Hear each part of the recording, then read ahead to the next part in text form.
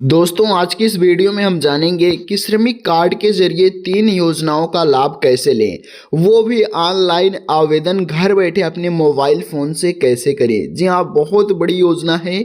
इन 3 योजनाओं के माध्यम से आप लोग देखिए 20,000 रुपये तक का लाभ ले सकते हो साल में, या फिर महीने में 1,000 रुपये की धनराशि प्राप्त कर सकते हो। 3 योजनाएं बताऊंगा। अगर बच्चे को पढ़ाना चाहते हैं, अगर आपके घर में भी 2 बच्चे हैं आपके, तो उनकी शिक्षा भी समझ लो मुफ्त में होने वाली है। सब कुछ प्रोसेस A to Z में बताऊंगा। आप लोग किसी भी राज्य से बिलोंग करते हैं तो ये सभी राज्य के लोगों के लिए वीडियो है, कैसे आवेदन करना है। यानी कि अगर आपके पास भी श्रमिक कार्ड है तो श्रमिक पंजीकरण शुरू हो चुका है, नए आवेदन 2025 में शुरू हो चुके हैं, तो कैसे आवेदन करना है, इसकी क्या पात्रता है, पूरी की पूरी डिटेल्स, कैसे लाभ मिलेगा, सब कुछ मैं बताने वाला हूं। तो सबसे पहले देखिए अपने गूगल क्रोम ब्राउज़र को ओपन कर लीजिए अपने मोबाइल फ़ोन या फिर लैपटॉप में, और यहाँ पे सर्च करना है आपको। देखिए अपने गूगल क्रोम ब्राउज़र पे जिस प्रकार से मैं सर्च कर रहा हूँ, आप लोगों को भी उसी प्रकार से सर्च करना है। यहाँ सर्च करना है BOWC, इतना सर्च करिए, BOCW केवल सर्च करना है। अब देखिए BOCW सर्च करने के बाद आप लोग बहुत सारे राज्यों से हमें देख रहे होते हैं, जैसे कोई यूपी से देख रहा है, हमें यूपी यहाँ आगे लगा दे, या फिर कोई हमें बिहार से देख रहा है तो बिहार यहाँ लगा दे। उसके बाद दोस्तों कोई एमपी से देख रहा है तो एमपी लगा दे आगे, ठीक है। इसी प्रकार देखिए भाई, यहाँ आगे अपने राज्य का 2 अक्षर नाम लिखना है, उसके बाद सर्च बॉक्स पे क्लिक करना। मान लीजिए हम यूपी से हैं तो BOCW यूपी हमने लिख दिया, उसके बाद सर्च कर दिया। दोस्तों सर्च करने के बाद ही देखिए यहाँ पहली वेबसाइट आ जाएगी आप लोगों के सामने। आप लोग देख सकते हैं दोस्तों, ये देखिए ये पहली वेबसाइट आप लोगों के सामने यहाँ है। ये देखिए UPLabor.gov.in, यानी कि लेबर कार्ड भी इसे कहते हैं। श्रमिक कार्ड को आपको पता होना चाहिए, ठीक है, लेबर कार्ड के नाम से भी जानते हैं। तो यहाँ पे हमें टच कर देना है। जब हम इस पर क्लिक करेंगे दोस्तों, थोड़ा सा ये प्रोसेसिंग लेगा, उसके बाद ओपन हो जाएगा। ये देखिए इस प्रकार से ये ओपन हो चुका है दोस्तों। अब आप लोग देख सकते हैं। देखिए दोस्तों, आप लोग जो ही नीचे स्क्रॉल करोगे ना तो कुछ इस प्रकार का इंटरफेस आता रहेगा। आप लोगों को और नीचे स्क्रॉल करना है। जो आप लोग नीचे स्क्रॉल करोगे ना तो यहाँ देखिए कंस्ट्रक्शन का काम चल रहा है दोस्तों, और यहाँ लिखा है भवन और अन्य सन्निर्माण कार्य, यानी कि कर्मकार कल्याण बोर्ड। इसी पर क्लिक करना है, भवन और अन्य सन्निर्माण कर्मकार कल्याण बोर्ड, इसी पर दोस्तों क्लिक कर देना है। फिर ओके कर दीजिए दोस्तों। जो ही आप लोग ओके करोगे इस प्रकार का पॉपअप आएगा, इसे हटा दीजिए। उसके बाद नीचे स्क्रॉल करना है दोस्तों आपको, ठीक है, नीचे स्क्रॉल करना है, या फिर नीचे नहीं स्क्रॉल करके आप लोग यहाँ योजनाएं लिखा है। देखिए मैं फिर से दूसरे कलर में इसे हाईलाइट करता हूँ। यहाँ देखिए योजनाएं लिखा है, इसी योजनाओं पर आपको क्लिक करना है। जो ही आप लोग योजनाओं पर क्लिक करोगे ना तो दोस्तों यहाँ लिखा आएगा समस्त योजनाएं। समस्त योजनाओं पर आपको क्लिक कर देना है। जो ही आप लोग दोस्तों समस्त योजनाएं क्लिक करेंगे तो आपके राज्य की सारी योजनाएं निकल कर आ जाएंगी। यानी कि जो 3 योजनाएं जो मैं आपको बता रहा हूँ वो 3 योजनाएं निकल कर यहाँ आ जाएगी दोस्तों। देखिए समस्त योजनाओं को थोड़ा सा नीचे स्क्रॉल करोगे ना तो यहाँ देखिए आप लोगों को पहली योजना जिसमें आवेदन करना दिया है मातृत्व शिशु एवं बालिका मदद योजना। दूसरा दोस्तों दिया है संत रविदास शिक्षा प्रोत्साहन योजना, ठीक है। अब देखिए तमाम योजनाएं देनी है, लेकिन हमें तीसरी योजना को अभी बाद में बताएंगे। सबसे पहले पहली योजना के बारे में देखते हैं, ठीक है, फिर उसके बाद आवेदन कैसे करेंगे वो समझेंगे। तो पहली योजना मातृत्व शिशु एवं बालिका मदद योजना, इसके लिए पात्रता क्या है, ये योजना में लाभ क्या है, तो ये समझिए दोस्तों। सबसे पहले देखिए इस योजना की पात्रता क्या है दोस्तों। तो निर्माण श्रमिक द्वारा पंजीय के उपरांत कम से कम, यानी कि उसकी उम्र जो है देखिए 1 वर्ष, यानी कि 365 दिन बोर्ड की सदस्यता अवधि पूर्ण कर ली गई हो, ठीक है। मातृत्व शिशु योजना का हित लाभ श्रमिक के प्रथम 2 प्रसवों तक सीमित है, ठीक है। अब देखिए मातृत्व हित लाभ महिला श्रमिक की दशा में संस्थागत प्रसव में ये होगी। देखिए बालिका मदद योजना का लाभ पहली कन्या संतान एवं दूसरी संतान भी बालिका होने पर हित लाभ दे है। निसंतान दंपत्ति में कानून रूप से गोद ली गई बालिका को, यानी कि देखिए कन्या भाई बालिका मदद योजना में आपको देखिए यहाँ अगर आपकी बालिका है तो भाई 2 बालिका है तब भी आपको लाभ मिलेगा, ठीक है। अगर 3 बालिका है तो लाभ नहीं मिलेगा, 2 बालिका है तब आपको लाभ मिलेगा, ठीक है दोस्तों। अब कितना लाभ मिलेगा वो बात की बात है, ये पात्रता थी, ठीक है। अब देखिए, अब मैं आपको आगे बता देता हूँ आवश्यक अभिलेख, जैसे कि आप लोग अध्ययन पंजी यानी कि पंजीकृत करवाइए। उसके बाद राजकीय अस्पताल में संस्थागत प्रसव यानी कि गर्भपात नसबंदी होने का संबंधी प्रमाण पत्र भी देना पड़ेगा, यानी कि भाई अब बच्चा नहीं होगा। अन्य ऑनलाइन जारी जन्म प्रमाण पत्र होने चाहिए, यानी कि जैसे कोई गोद लेता है तो गोदनामा होना चाहिए। परिवार रजिस्ट्री, आधार कार्ड तथा बैंक पासबुक की छवि होनी चाहिए जिस पर पैसा लगे। अब देखिए पैसा कितना मिलेगा वो समझिए। देय हित लाभ यानी कि कितना पैसा आपको दिया जाएगा। मातृत्व हित लाभ में पंजीकृत पुरुष कामगारों को 6,000 रुपये एक मुश्त यानी कि एक बार में राशि दी जाएगी, ठीक है। अब देखिए महिला कार्यक्रम को यानी कि कर्मकार के संस्थागत की स्थिति में 3 माह के न्यूनतम वेतन के समतुल्य राशि 1,000 रुपये 3 माह में बोनस दिया जाएगा, ठीक है। महिला के श्रमिक को गर्भपात होने की दशा में 6 सप्ताह के समतुल्य 2 सप्ताह के समतुल्य न्यूनतम वेतन दिया जाएगा, ठीक है। शिशु के पुत्र होने के एक मुश्त 20,000 रुपये, यानी कि आपको देखिए यहाँ मैं समझा दूं पुत्र पुत्री दोनों को मिल रहा है। पुत्र होगा तो आपको 20,000 रुपये की धनराशि दी जाएगी एक बार में। अगर देखिए दूसरी संतान यानी कि देखिए पुत्री होने पर आपको कितना मिलेगा, तो आपको पुत्री होने पर दोस्तों 25,000 रुपये मिलेगा, यानी कि 5,000 रुपये आपका बढ़ जाएगा, ठीक है। 25,000 रुपये मिलेगा। अब देखिए परिवार में पहली संतान बालक हो अथवा दूसरी संतान बालिका होने की दशा अथवा कानूनी रूप से गोद ली गई बालिका की दशा में 25,000 रुपये सवाद जमा की जाएगी। अगर दिव्यांग बालिका की दिशा में है तो 50,000 रुपये की धनराशि दी जाएगी। यानी कि मान लो किसी कारणवश आपका बच्चा थोड़ा सा गड़बड़, बहुत सारे लोगों का बच्चा गड़बड़ होता है तो 50,000 रुपये की धनराशि दी जाएगी। परिपक्व राशि बालिका की 18 वर्ष की आयु यानी कि अविवाहित रहने की दशा में दी जाएगी और शर्त पूर्ण होने पर कोई भी राशि दे नहीं हो, यानी कि शर्त पूर्ण ना हुई तो आपको कोई राशि नहीं दी जाएगी। ये तो थी दोस्तों हमारी यानी कि जो पहली योजना थी मातृत्व शिशु बालिका योजना। लेकिन अब दूसरी योजना की बात करते हैं, अभी इनको आवेदन करके भी दिखाएंगे। दूसरी योजना का क्या लाभ है, संत रविदास शिक्षा प्रोत्साहन योजना में क्या क्या लाभ आपको मिलेगा। तो दोस्तों देखिए पात्रता इसमें आप लोग देख लीजिए, मैं आपको बता दूं संत रविदास वाले में ये देखिए अभी क्लिक नहीं हुआ था, अब क्लिक हो गया। अब देखिए इसमें पात्रता क्या है, यानी कि इसमें आपके बच्चों को पढ़ने के लिए भाई पैसा दिया जाएगा। अच्छा अगर मैं कहूँ तो देखिए 1 से लेकर आप जितनी यानी कि डिग्री लेना चाहें उतने तक आपको फ्री में पढ़ाई होगी। देखिए यानी कि बोर्ड में पंजीकृत एवं अध्ययन रूप में सक्रिय हो, यानी कि भाई जो ही आप लोग भाई बोर्ड में पंजीकृत कराओगे स्कूल में तो आपको पैसा मिलना शुरू हो जाएगा। निर्माण श्रमिक पंजी के उपरांत कम से कम इसकी आयु जो है 365 दिन यानी कि 1 वर्ष होनी चाहिए, ठीक है। अब देखिए कक्षा 1 व 2 हेतु आयु सीमा 6 वर्ष से 8 वर्ष अधिकतम है, ठीक है। यानी कि जब कक्षा 1 में जाता है बच्चा तो 6 से भाई 1 व 2 कक्षा में होता है तो 6 से 8 वर्ष का अधिकतम आयु होती है। कक्षा 3 में 8 से 11 वर्ष हो, कक्षा भाई 6 से 8 है तो 11 से 14 वर्ष हो, कक्षा 9 से 12 के तहत 14 से 18 वर्ष अधिकतम आयु होनी चाहिए तभी लाभ मिलेगा।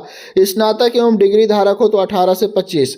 ये सारी क्वालिफिकेशन है, आप लोग अपने अनुसार देख लीजिए। अब लाभ की बात करते हैं तो देखिए यहाँ आपके सारे डॉक्यूमेंट्स होने चाहिए, आप लोग यहाँ रीड कर सकते हैं क्योंकि वीडियो काफ़ी लंबी हो रही है, अभी आवेदन भी करना है। तो देखिए आवेदन करके मैं बताऊंगा, आप लोग यहाँ पढ़ लीजिए, आपकी पात्रता है तो ठीक है, ठीक है। अब देखिए लाभ कितना मिलेगा। अब ये लाभ देखिए कितना लाभ आपको दिया जाए, केवल 2 बच्चों तक ही ये सीमित, मैं पहले ही क्लियर कर दूं। अगर आपके घर में आपको 3 बच्चे हैं तो लाभ नहीं मिलेगा, अगर 2 बच्चे हैं तभी ये लाभ सरकार देगी। तो इसीलिए कहा जाता है कि हम दो और हमारे दो। ठीक है, देखिए केवल दो बच्चों को लाभ दिया जाएगा। कक्षा 1 से 5 तक के बच्चों को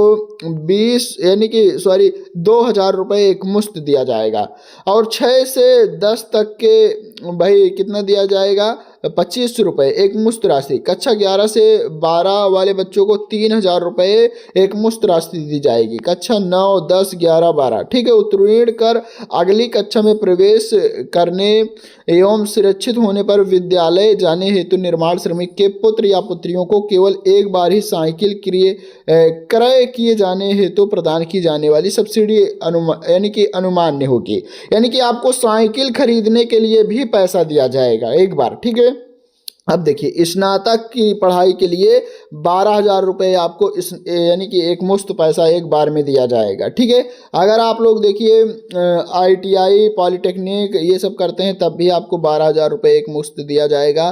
देखिए इसी के साथ अन्य कोर्सेस हैं जो 2 वर्ष या 2 से अधिक है उनको दिया जाएगा, जैसे कि यानी कि मैनेजमेंट, जैसे कि MBA है, BBA है, जैसे इंजीनियरिंग में BTech है, एंड BRH या MTech या ME या BE, ये सारे कोर्स आप लोग देख सकते हैं, इन सब को भाई पैसा दिया जाएगा। ठीक है, अब देखिए आप लोग ये पूरा का पूरा रेट कर सकते हैं कितना % होना चाहिए, कैसे क्या होना चाहिए, अन्य लाभ भी मिलेंगे। ठीक है, अब देखिए हम आवेदन करके आपको बताते हैं। देखिए आवेदन करने के लिए दोस्तों आपको क्या करना होगा, सॉरी अभी तीसरी योजना तो मैंने बताया ही नहीं, 2 योजना तो हो चुकी है। अब तीसरी योजना देखिए ये है, तीसरी योजना महात्मा गांधी पेंशन योजना, जिसमें 1,000 रुपये प्रति माह मिलेगा, क्योंकि हमारे बहुत सारे भाई बहन देख रहे हैं तो उनके लिए भी है ये। ठीक है, देखिए 1,000 रुपये आपको मिलेगा भाई महात्मा गांधी पेंशन योजना के तहत। पात्रता बता दूं इसके लिए, देखिए आपको बता दूं 60 वर्ष की आयु पूर्ण कर चुके हैं तभी ये लाभ मिलेगा। ठीक है, यानी कि आपका जो श्रमिक कार्ड बना हुआ है, लेबर कार्ड बना है, वो उसकी न्यूनतम आयु यानी कि न्यूनतम बना हुआ 10 वर्ष का होना चाहिए, यानी कि आपका लेबर कार्ड 10 वर्ष का पुराना होना चाहिए। ठीक है, तभी ये लाभ मिलेगा। अब देखिए इसमें मैं आपको बता दूं 60 वर्ष की आयु पूर्ण है तभी लाभ मिलेगा। आवश्यक दस्तावेज जो है कि आधार कार्ड यानी कि बैंक पासबुक, निवास प्रमाण पत्र, पाठनीय छाया प्रति होना चाहिए। केंद्र या राज्य सरकार के भी विभाग में पेंशन प्राप्त न किए जाने के संदर्भ में शपथ पत्र होना चाहिए कि आप किसी भी योजना का लाभ नहीं ले रहे हैं। प्रतिवर्ष माह अप्रैल में जीवित प्रमाण पत्र देना होगा, यानी कि भाई आप जिंदे हैं। ठीक है, पेंशन धारक की मृत्यु की दशा में उनके परिवार को 1 माह के अंदर जिला श्रम कार्यालयों को सूचित करना होगा। अब देखिए कितना आपको लाभ मिलेगा ये जान लीजिए। ठीक है, उसके बाद आवेदन कैसे करना है वो आपको बताएंगे। प्रत्येक पात्र श्रमिक को प्रति माह की दर से 1,000 रुपये की धनराशि दी जाएगी, यानी कि सबसे बड़ी योजना भाई फ्री में बुढ़ापे में काम आएगी। 1,000 रुपये आपको प्रति महीना दिया जाएगा। लाभार्थी श्रमिक की मृत्यु होने की दशा में पेंशन की धनराशि उसकी पत्नी या पत्नी, जैसे पत्नी की मृत्यु हो गई तो पति को मिलेगा, पति की मृत्यु हो गई तो पत्नी को मिलेगा, जैसी स्थिति हो उनको दी जाएगी। पेंशन राशि में प्रत्येक 2 वर्ष बाद 50% की वृद्धि भी होगी। ठीक है, यानी कि उतना ही नहीं मिलेगा, जैसे कि 50 यानी कि 0 से 50 रुपये की वृद्धि होगी, अधिकतम 1250 रुपये तक होगी ये। ठीक है, ये नहीं कि बढ़ती चले जाएगी। प्रधानमंत्री श्रम योगी मानधन योजना में पंजीकृत श्रमिकों के यानी कि अंशदान का वाहन बोर्ड द्वारा किया जाएगा। अब दोस्तों हम बात करेंगे आवेदन की। ठीक है, तो आवेदन करते हैं दोस्तों अब, क्योंकि बातें बहुत हो गई तो अब आवेदन कर लेते हैं। देखिए दोस्तों बातें जो मैं आपको बता रहा हूँ वो भी काम की थी, ये मत समझना कि मैं आपका टाइम बर्बाद कर रहा था। अगर पात्रता नहीं जानोगे, योजना के बारे में नहीं जानोगे तो कैसे आवेदन करोगे। आवेदन करने के लिए यहाँ मुख्य पृष्ठ दिखाई दे रहा है, इसी मुख्य पृष्ठ पर आपको क्लिक करना है। जो ही आप लोग मुख्य पृष्ठ पर क्लिक करोगे इस प्रकार का पॉपअप आएगा, इसे हटा दीजिए। जो ही आप लोग हटा दोगे दोस्तों कुछ इस प्रकार का इंटरफेस आप लोगों के सामने ओपन हो जाएगा। नीचे स्क्रॉल डाउन करना है आप लोगों को, तो दोस्तों आप लोगों को इस प्रकार के इंटरफेस सामने ओपन हो जाएंगे। ठीक है, अब देखिए आप लोगों के सामने इस प्रकार के इंटरफेस आ गए हैं। तो अब आपको यहाँ करना कुछ नहीं है।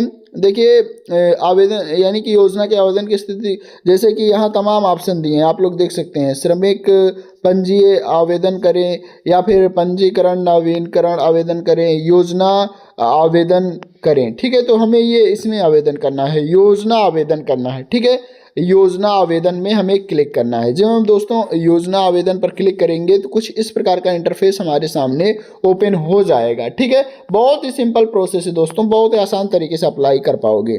देखिए योजना आवेदन का ऑप्शन ओपन हो गया। यहाँ अपना पंजीकृत मंडल चुनना है, किस मंडल से हैं आप लोग। तो देखिए जैसे कि जो भी आपका मंडल है वो मंडल आप लोग अपना सिलेक्ट कर लीजिए। यहाँ ढूंढ कर आप लोग अपना मंडल सिलेक्ट करें। ठीक है, उसके बाद देखिए दोस्तों, यहाँ मैं आपको बता दूं कि पहले बता देता हूँ फिर उसके बाद फिल कर देते हैं। ठीक है, अब योजना चुनना है। दूसरे नंबर में आप लोग देख सकते हैं यहाँ दिया है योजना चुने, तो योजना वाले ऑप्शन पर क्लिक करना है। तो आप लोग कोई भी योजना यहाँ से चुन सकते हैं। ठीक है, लेकिन हम क्या चुन रहे हैं दोस्तों, हम चुन रहे हैं मातृत्व शिशु एवं बालिका मदद योजना। लेकिन जो 3 योजना बताया उन्हीं 3 योजना को आपको चुनना है। अभी सारी योजनाओं का फॉर्म नहीं भरा जा रहा, तो चलिए हम मातृत्व शिशु एवं बालिका मदद योजना को सिलेक्ट कर लेते हैं। ठीक है, उसके बाद देखिए यहाँ आप लोगों को दोस्तों अपना पंजीकृत आधार संख्या डालना है और पंजीकृत मोबाइल नंबर डालना है, फिर आवेदन पत्र पर क्लिक करना है। चलिए हम डाल लेते हैं। दोस्तों सब कुछ फिलअप करने के बाद आप लोगों को इसी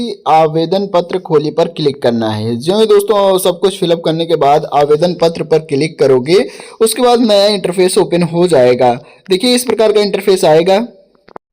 ये देखिए दोस्तों आप लोगों के सामने नया इंटरफेस ओपन हो चुका है। इस इंटरफेस में आप लोगों को भाई देखिए श्रमिक की पंजीय संख्या होनी चाहिए, श्रमिक का नाम होना चाहिए, स्थायी पता होना चाहिए, योजना का नाम होना चाहिए। जैसे कि मैंने सर्च यानी कि सिलेक्ट किया मातृत्व शिशु एवं बालिका मदद योजना, नवजात शिशु बालक है या बालिका वो सिलेक्ट कर लीजिए, जन्म प्रमाण पत्र, उसके बाद पिता का नाम, उसके बाद वर्तमान पता, उसके बाद आवेदन की तिथि जो भी है वो डायल कर दीजिए और जो भी जानकारी है सब कुछ फिलअप करने के बाद सही से उसके बाद देखिए ये फॉर्म भाई बहुत इंपॉर्टेंट है। तब जाकर आप लोग भाई सबमिट बटन पर क्लिक करना है। जो ही आप लोग सबमिट कर दोगे दोस्तों आपका आवेदन हो जाएगा सारी जानकारी फिलअप करने के बाद। ठीक है, उसके बाद आप लोगों को अपनी यानी कि भाई इसी योजना की स्थिति की जानकारी प्राप्त करना है स्थिति की। तो देखिए आप लोगों को क्या करना है दोस्तों, देखिए आप लोगों को फिर से होम पेज पर आ जाना है स्थिति की जानकारी के लिए, यानी कि जो हमने योजना भरा वो सही है कि नहीं। तो देखिए योजनाएं पर क्लिक करना है। जो हम योजनाएं पर क्लिक करेंगे दोस्तों तो यहाँ दूसरे नंबर पे आप लोगों को दिया रहेगा योजना के आवेदन की स्थिति। तो योजना के आवेदन की स्थिति के लिए दोस्तों इस पर क्लिक करना है। बहुत ही सिंपल प्रोसेस है दोस्तों। यहाँ देखिए योजना के अंतर्गत आवेदन की स्थिति जानने के लिए यहाँ आप लोग योजना आवेदन संख्या भी डाल सकते हो या फिर पंजीय संख्या डाल सकते हो।